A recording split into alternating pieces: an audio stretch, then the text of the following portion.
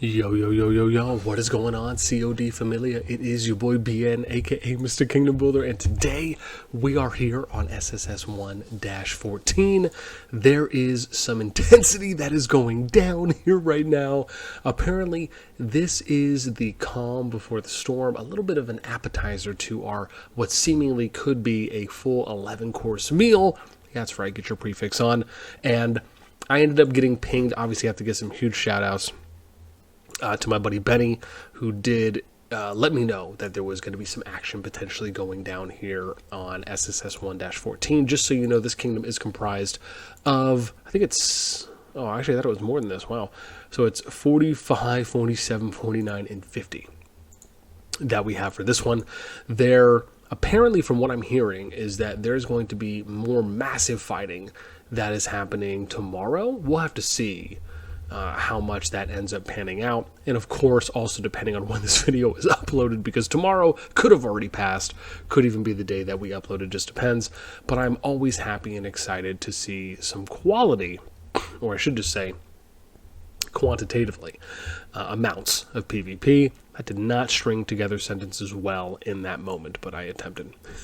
So we got NTI, who is going up against, oh gosh, who was it right now? I am totally blanking, and not NTW. I think it's NTI, NTW, and they're going up against, maybe if I go far enough this way, I can just click on a city. OWL, there we go. We are bugging pretty hard here. Oh gosh, I can't even click anything. This is intense. This is weird. I mean, there weren't even that many people.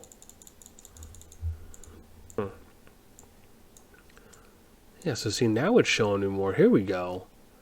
That's what I'm talking about, man. Dang, NTI and NTW are coming up. Yo, there's our boy Bodie McBoatface. I always give that guy shout-outs because I just love his name. But yeah, man, coming down here, I believe we're in a Goru, and fighting kind of initially on this mountain range choke point where OWL was trying to start, or I guess maybe continue, the flag, at least from when we came in is what I should say specifically. Trying to get that flag up. And now NTI, NTW splitting up. Looks like fighting OW. Ooh, big royal punishment. Oh my gosh, that jeez, big shadow games going down on double, triple shadow games. That was sick. And then we end up having, oh gosh, a lot of clumping. Tears of Armin getting thrown down there. Some nice 1K heals coming down, right? You're going to get those 4 procs over 8 seconds, 2-second intervals, that nice entangling flames by that Madeline from Haas there. Thunder Shadow, that Sword Oath from Truick on that Emrys run. We got a Burst Strike, Dire Bear. Who's that? Is that Totsi? I cannot see that exact name. Get some unstoppables going on there for the Dire Bear control. Let's see here. Wow, doing a lot of big negative red damage there on the AoE from NTI. Looks like just running through Kimachi. You know, I'm always curious on like what the delay is for Beastmaster. Because again, I haven't actually used Beastmaster as a title yet, but I am curious on, for those of you who have ran Beastmaster, oh gosh, I would love to know, as far as if, like, what do you notice when you're controlling your Behemoth? Do you feel as though the response times are decent? Or I would imagine that there has to be some form of lag effect too as well if there's just a lot of troops on the field. But let's just say you're in an ideal state and there's not, you know, hundreds of legions on the field. You know, do you feel like the response time for the bear is pretty quick? Do you feel like maybe you have to like click ahead or do certain things at certain times that kind of anticipate an action being done that could be delayed? I would totally be curious. So, you know, let me know in the comments below. So we got NTI splitting. It looks like NTI and NTW splitting southwest, southeast. Doesn't look like there was a lot of OWL presence there on the southwest. It looks like all of them over here on the southeast. Are we getting some replenishment? We'll have to see. I don't know. Looks like we are heading back and then coming back up. There's our boy Hector El Grande. Let's see what we're going to end up getting happening here. A little destruction there on that flag. OWL trying to make a little bit of a counter push here. We're going to have to see how they do. Again, I'd love if they pushed. So there's a few ways to kind of look at this, right? I personally think some of these OWL players that are going a little bit hard feels too much to me, where we're just kind of overextending a little bit. And I would actually love for them either to have everyone focus the dire bear. But the challenge I'm noticing is that, oh my gosh, the dire bear just disappeared. Oh, never mind. Cooldown. I ended up timing out. But in this situation, pushing them back a little bit where you're not overextending too much and just taking a lot of that unnecessary damage and then potentially AoE damage as well is either withdrawing, letting the cooldown run out, or if you have enough people, enough legions online, then you just kind of focus fire at the dire bear. You burst it down in like 10, 20, 30 seconds, whatever it might end up being. I mean, we've seen that happen in other kingdoms for the amount of damage that they've done. However, I think in this situation, nice time bomb being thrown down there. We'll have to see if it ends up getting maybe just 2 pieces of damage there. It looks like it did. Oh no, wow, up to 3. That was actually a nice time bomb. That Entangling Flames getting done too as well. Looks like by the Garwood Sugar Woogie getting some nice damage. Look at those heal procs going down too as well for those for the Garwood skill set. Nice, you can kind of see those going. A little bit of shield too as well. We're gonna have to see if the Southeast, it almost feels like the Southeast OWL team might be able to push a little bit more, maybe compared to the Southwest group. But the thing is that even though you're kind of fighting on somewhat of a, I would say, thinnish choke point, the important part here is that everyone is moving as a unit, right?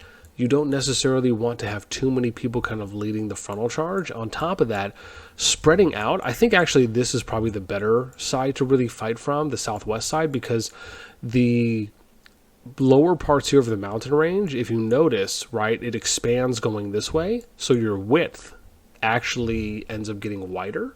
Same thing on the east side, a little bit of this cushion around this bend that could actually, at least it feels like, be a little bit more in favor. You actually have 3 points you could be hitting them from too as well if you really wanted to push out that way.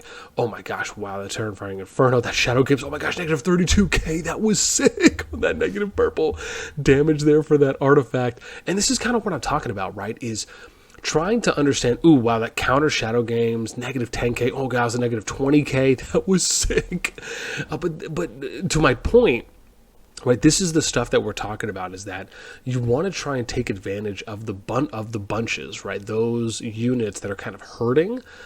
Divine Mercy, Tear of Army getting thrown down, nice little heals there. And you obviously, oh wow, negative 35k damage there. Was that a counter Shadow Games? Oh, never mind, that was the counter Shadow Games. Also the first one that was hit. But the thing here is that, remember, if they're going to push you out, you need to be, again, forming your arc line, spreading out, having good position. Ooh, that negative, what was that, 20 plus K there for that Royal Punishment on that forward arc strike there? Oh, that was nice. We had lots of damage. So, it's interesting. It almost feels as though the Tears of Arbin should be a little bit stronger than, or at least healing for a little bit more than it does. I am curious because I have seen this narrative kind of popping up around a bit on that Tear of Arbin should maybe get buffed late. I've been getting my sangria on, as I just said, so it's tasty. But yes, back to the Tear of Arbin. I'm curious. Let me know in the comments below. I'd love to know what you guys think. If you're somebody who uses Tear of Arbin, do you feel as though, because remember, at one point in time, Tears of Arbin used to actually heal up to 10 friendly units surrounding. Right now it's only 4, so it definitely feels like there's this kind of big debuff. I almost feel like it either needs to now heal for more, or they potentially go back to expanding it to healing more, but then maybe increase the heal only a little bit, right? Oh man, OWL getting the counter push right now, pushing them back through the choke point, going back on territory, finally being able to recover some of their area here on the south of this mountain range choke point. Let me see here if there's, I wonder if there's like a name for this. Sometimes they have names for the area, but I just don't know what flag is. No, there's nothing here around this range. Okay. Let's just say south of the G. There we go. Yo, it's south of the G. There we go. All right. So it looks like NTI, NTW doing a little bit of replenishment now as they're heading back. OWL. So what's interesting here is that this, I think, could have been an opportunity. Let's see if we can get that out of the way there. Let's see if those Hector El Grandes go away. Oh, well, At least they lessened. So what I was going to say is that the moment that these units ended up pushing back, this I think actually would have been a great opportunity for OWO. This is why it's really important to have someone who's kind of your on-field commander, your on-field general, who's looking around and being able to identify opportunities. The moment that NTI and NTW started retreating troops to replenish their ranks was in my opinion, I think, a missed opportunity from OWO. Now, we're not saying you need to do a deep dive into their territory where you have to go all the way in, but at least going, they only have one person in this keep. That's not going to do really a lot to you. What I'm saying is go in, clear out all the open field legions, at least until they potentially push back maybe to around this line here where you have these cities, but you still have a little bit of work here because remember, you ended up having more troops on the offensive and you could have feinted like, okay, hey, we're just going to chill. Right? So, for example, you saw them pushing them back to their territory. What they could have done is exactly what they did in the beginning, which is, okay, hey, we're going to kind of feint and just fall back here to our flag, wait for more of these troops to keep running back. And then when they had about 11 or 12 legions here at one point, that's when you then that's when you coordinate and you say, okay, now we're going to full push.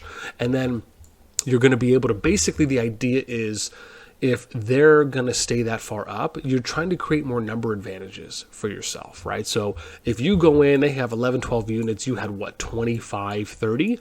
You push in with those, you just kill as many as you can until you start noticing that the replenishment is looking like it might start evening the numbers up, but then you fall back. You're still getting more favorable trades. That's the idea. And I think those are some of the things that we just haven't seen enough of yet when it comes to what I would consider to be more kind of higher quality PvP. It doesn't mean that we're seeing a lack of quality or we're seeing horrendous or bad or poor PvP. What we're simply talking about is opportunities that when it comes to addressing this type of macro play, right? Because your micro play is kind of what you're seeing and what you're doing as an individual, what you're controlling with your troops, how your individual troops and your related troops are kind of moving together with your teammates and alliance members. But the macro play is kind of seeing the bigger picture, right? Kind of zooming out and looking at it, from kind of this overhead perspective. And I think that definitely was an opportunity there. But like I said, we'll have to kind of see how things end up playing out. Let's see here if we're trying to establish some type of line. Let's see what kind of units we're working with. Nothing really too big right now as far as having kind of a large number of formations. However, you can kind of see a trend here where they're pushing some of the infantry up closer.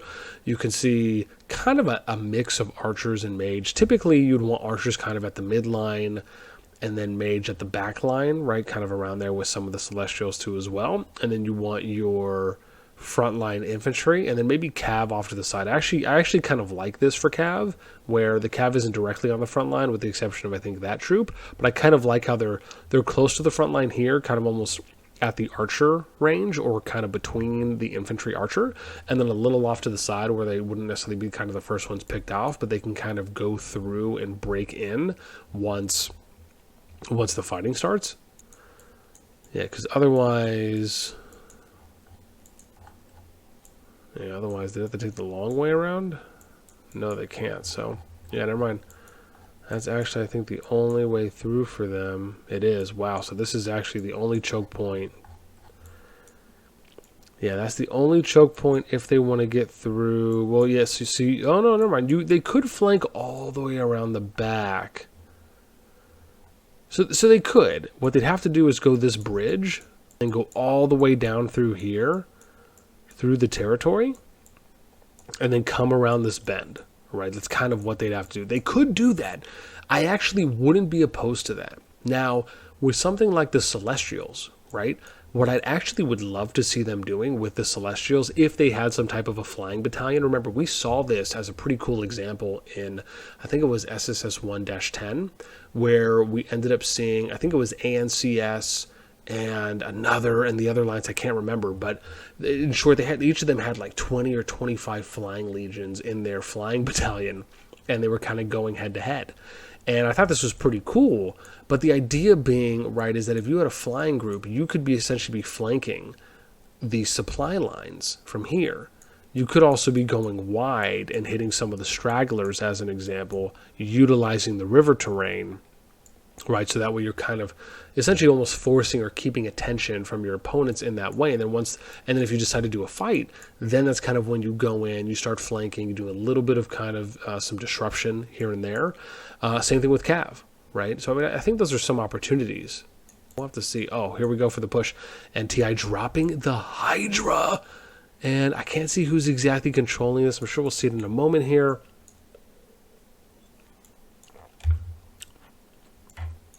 Oh, I can't. Huh? Oh, sorry. Okay. My lady said I'm loud. Okay, we can't. We have to be quiet, guys. Quiet. But yeah, so that Hydra getting thrown down there. I'm trying to see who exactly is controlling it. I think it's. Oh, so it was Tatsu. Okay, so we kind of got the name right in that regard. Okay, so NTI pushing down southwest and southeast, going through this choke. And I want to point out here, this is something that we often talk about, is that if you're going to push through a choke point and you have numbers, doesn't necessarily mean that you have more numbers than your opponents. It's usually better for you to push all the way through instead of either just kind of fighting at the choke or pushing through with just the infantry and the cav, and then you're still kind of having your ranged fighting at or around the choke point. This is really the better play. And I think this, for the most part, has really been paying off for NTI and NTW because they're pushing all the way through and they're not just kind of stopping at the choke. One of the things I'd like to see from them a little bit more is just spreading out. I think they're just clumping way too much. This is too dense here. I mean, you probably have 30 legions, 20, 30 legions, all within this kind of small radius here. So, I mean, keep in mind that if OWL isn't able to kind of split or spread their troops to kind of take advantage by just having a little bit better positioning, then yeah, right, you can kind of run this type of murder ball tactic, and it almost kind of giving you the impression that it's a good strategy, when in reality, if you ended up going up against a group of similar average power, but they're spreading out, they're going to take less AoE damage from you, and they will inflict more AoE damage on you, therefore giving them the advantage. Doesn't necessarily guarantee them the win every single time, but it will guarantee them an advantage in being able to output more DPS than you can output on them. And so that's kind of really what we're talking about. It's just kind of having good practices when you're doing those things on the field. Also understanding that if there's kind of hundreds of troops, which there's not in this case, but in the off case where there is hundreds of legions on the field, which I'm sure at some point they'll probably optimize a little bit more for the game to try and help and assist in those areas, is that it may be difficult. You might be facing extreme lag and you're just unable to move those, right? However, I'd like to believe of a situation where maybe we're seeing 100 legions here, right? I mean, I'd say pretty confident we're probably around 100, 120 legions between both sides. To me, I think feels more manageable. However, again, there's always going to be kind of X factors. You know, what's your connection like? What kind of hardware are you running? You know, what's your ping, your latency, etc. Right? There's going to be other things that will factor into it. And even sometimes, even if you're in a situation where you have, you know, kind of the newest phone, latest tech, you have, you know, a super fast connection, you might still experience some lag. So, you know, kind of take what I'm saying with a kind of an understanding of, hey, if we're able to do these things, they're great, but you just might not always be in a situation where the game will allow for you to play that way, right? Depending on potentially how much lag there is, which I imagine will probably always be a factor in a lot of the big or larger scale fights. Listen, you guys know, man, anytime I get a chance to watch and check out some PvP, I am always ecstatic. So being able to see some quality back and forth where NTI and NTW push, OWL is able to counter push and regain. Now NTW and NTI are pushing again. I can't say it, man. I'm a sucker for just some constant PvP. I will say that, especially in CoD. I love watching the PvP in CoD. Let me see what we got here. Some Lilias. Got a Frager. I think it was a Frager Thea, maybe Frager Syndrian. Wow, we got a Hosk primary? What's the secondary on that bad boy? Huh. I can't see. Is that Kanara? Interesting. Hosk primary, Kanar secondary. I haven't been seeing too many Hosks primary. I mean, I guess even if I'm looking here, I mean, I see two, plus the third one that ran back, actually a fourth one here east of this person who just ran Entangling Flames. So, curious. I'm going to have to look into that one. Yeah, but a lot of mages. You got the Kanara, we got some Madeline's Garwood's up front. Got some Lilias, some Valens here in the back. You got a Walder Alwyn right there. Got our boy Nico. Atheist, probably Atheist Thea, I would imagine. Maybe this Thea Atheist. Could also be Frager, because of the new artifact for, oh gosh, I'm forgetting the name now. It's gold something. Oh boy. Okay, cool. Thanks for sharing. What is it? Gold Crest? Yeah, there we go. Yeah. Yeah, for the new one, Gold Crest. NTI back on trying to destroy that flag. What's the timeline on this thing? 18 minutes right now. Wow, OWL pushing high up here. No one's attacking this. Is that... Am I crazy on this one? Oh, dude, interesting. Did they run... That was pretty cool. So, I wonder, did they run a rally on something specific? And then now you're seeing all this OWL. Dude, this is pretty dope right now. So, to the massive shadow games going down. Another massive... Dude, I love the flank potential here from them. Now, the one thing I probably would have said is they needed to spread out a little bit, because that's pretty intense. Ooh, was that a back-to-back counter rally? Or something that, man, that was interesting right there for what they did. They basically ran a rally that was set to the around the choke point there, and it allowed for them to drop some units essentially in behind them. Or maybe it wasn't a rally. Maybe it was the, maybe it was that artifact. Why am I forgetting what it's called right now? But it's the one that allows you to essentially teleport troops. A number of troops from I believe it's anywhere in the region, and oh gosh, the name is escaping me right now, but I wonder if they use that. Ooh, nice Royal Punishment. Oh my gosh, that Shadow Games was sick right there, being able to hit max damage. Another Shadow Games, what it looks like from an OWL player, right, the back-to-back two. Big Royal Punishment. Oh my gosh, second Royal Punishment, big negative reds. That is sweet. That Dragon Tamer, counter Shadow Games. Ah, man, now we're not seeing some of the purples. Probably because we just have a lot of stuff going on the screen. Another Beastmaster coming out here from OWL. Giant Bear, Satoru. Oh, no, sorry. This is the first one, I think, from OWL. The previous one we saw was, I think, from NTI and NTW.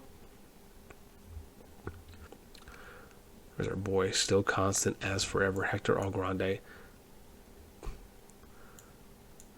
Yeah, it's kind of rough. I will say this, I do wish that, at least in some of the bigger fights, if it was a little bit more, I don't know if I want to say clear, right? I mean, I love the animations and how some of the kind of graphics surrounding attack patterns, or just attack actions, happen along with artifacts. But at the same time, sometimes it almost feels like the screen's a little bit too busy, so to speak.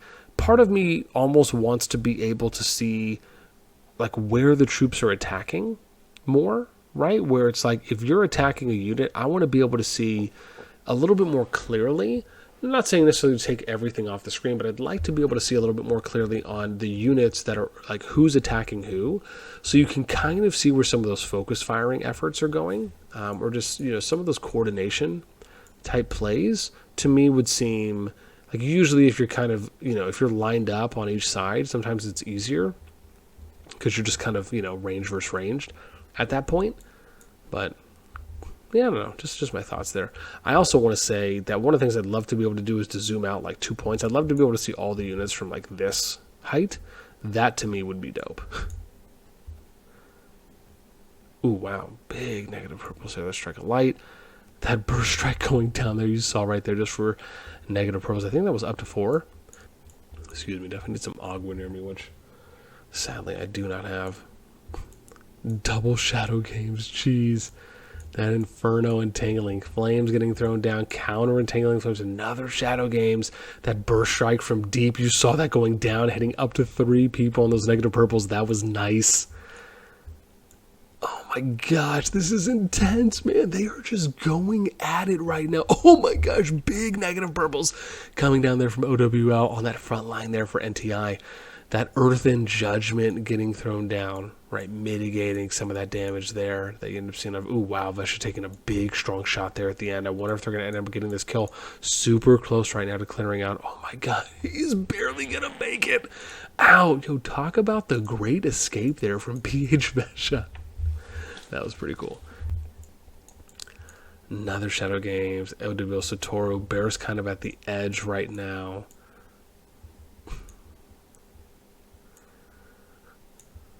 Wild. I mean, again, the numbers are actually okay.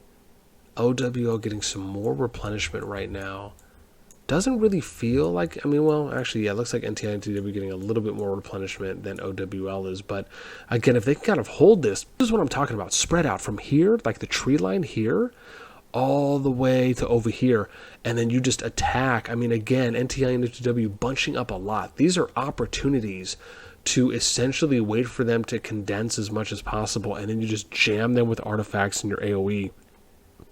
And you basically just tell everyone, hey, we need to focus fire kind of on this part here. It's ideal. Also, what you could do that I want to point out with the Giant Bear, one of the better strategies I think here would have been to place the Giant Bear, position the Giant Bear all the way here, or like all the way here on the back of the mountain range, and then wait for OWO to come in and then push back up with the Giant Bear. Don't just sit the Giant Bear here. Sure, you might think that that's not going to really change anything, but if you move the Giant Bear here, that could give your opponents a little bit of, you know, hey, let them make that mistake if they do, right, which is pushing in, and then you can run the Giant Bear back up and actually go on the attack, right, in that case. But NTI throwing down their Giant Bear now, Tatsi back on it for the Beastmaster there. This is the situation now that OWO has to find themselves in, which is, are we going to now focus fire down the bear, or are we going to back up beyond the bear's range, wait for the cooldown to drop, and then we'll re-engage, right? Because remember, you can still fight OWL beyond the range of the Behemoth. It's just a matter of making that call and then, you know, figuring out how you're going to organize yourself there in that. Yeah, because I just don't think, honestly, from what we saw last time and even now, I just don't think that the right play here is for them to fight the bear. I think the right play is for them to back up, because I just don't think they have enough damage right now and not enough legions out to where they're going to be able to do enough damage as fast as they need to make it worth focus firing the bear and not attacking any of the legions, right? I just feel like they would just take a little bit more necessary damage than they need to. Man, it's coming out hard. All right, well, look, guys, we're at 29 minutes right now. I definitely would love to keep recording, but unless you guys want like 1.5 million more yawns to come out and potentially a little bit more throat clearing, I am probably going to go ahead and end it here. I know there's still a lot going on right now, but to kind of keep in line with like my 20 to 30 minute window that I usually like to record within for any of the fights. Now, if this is maybe the morning or afternoon, I might go a little bit longer, but I actually think this is okay to kind of end on a high note, so to speak. Holy, oh, dude, that Thunder Rock coming in from OWL. Is that, oh, it's OWL. Oh, I was going to say it's OWL exclamation point, but it's just OWL, but Satoru's running that. Man, this is wild. You got Thunder Rock on one side, Giant Bear on the other. OWL getting some more units now, a little bit more replenishment that's coming in right now from them. Almost like they're going to be trying to kind of fight for both sides here. Man, oh my gosh. Okay, we might need to hang on another minute or two just to see. Because again, man, you got 2 of these bad boys. That's not going to help, but we'll get some water right after. Wow. Okay, so what you're kind of seeing here from NTI and NTW, this is getting a little better, right? It's not great, but it is better. And bear in mind, they are getting hit from this southwest side as well. So it's not as though they're going to be able to spread out incredibly efficiently to where they can kind of cover this choke. Technically, they could if they also spread out here, you know, kind of did like an L. So like they went here and then from here up, as an example, or maybe up there. and then they'd be able to kind of lock in, because this is a good opportunity for NTW and TI to kind of block OWL right here in this choke. This one's a little more challenging because they'd have to push out a little bit more to kind of focus from the bottom of this cliff to over here northwest of this tree line to the bottom of that cliff, right? And then you're kind of dealing with this area right here, trying to hold them at bay, along with looking, because it looks like you have someone over here. Okay, I was going to say, I thought that might have been an OWL person there for the NTI, but instead it was an NTI player, right, kind of being able to hold that down. Yeah, because it would have been nice if OWL maybe flanked a little bit. That's something I think I would have expected a little bit, is maybe to have a little like 5 or 10 Cav Legion over here, and then just kind of trying to hit them from the flank. Again, just trying to discombobulate and cause a little bit of disruption. I mean, this is okay with OWL trying to fight NTI, NTW here on this side, where they're not really too worried about kind of getting hit by the Behemoth, but is still something that is going to split up NTI and NTW. I mean, regardless of the way you look at it, man, I mean, this is a pretty dope fight. Oh gosh, I wish I could just like leave the record on here for hours. Multiple Behemoths. We got multiple back and forth right now. Constant troop replenishment. You gotta love it, man. You definitely cannot be mad at seeing some consistent and long sustained PvP. Always going to be a fan of that. Man, they are just going at it right now. Terrifying Inferno, Burst Strike. See, look, there's a few more Hosks we're seeing. 3 Hosks on that side. Seeing 1 over here, it looks like. Yeah, I do. I love how these guys are still just YOLOing and just like focusing on trying to destroy the flag while they're fighting. But again, in OWL's case, right, the better play is don't focus on the people that are destroying the flag. Focus on the open field marches, then you worry about the people that are destroying the flag, right? Because the people that are destroying the flag aren't doing any damage to you. Right? Focus on the people who are actually fighting, and then you can worry about them.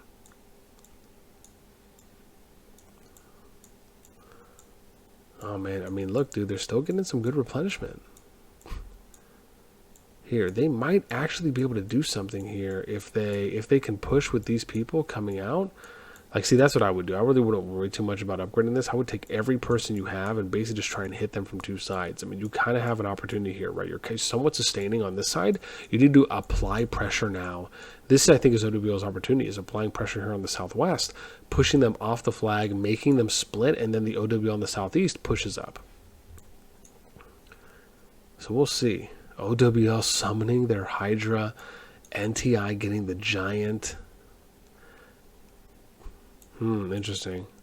Part of me almost feels like, man, just like don't even worry about the Giant, just focus on the troops. It's kind of how I feel about it. Like, just spread out as much as you can, focus on the troops, ignore the Giant, or you disengage, you withdraw, you wait for Giant to time out, and then you can go ahead and keep fighting. But see, this is kind of what you want. OW pushing up on the east. Have a group of OW here on the southwest.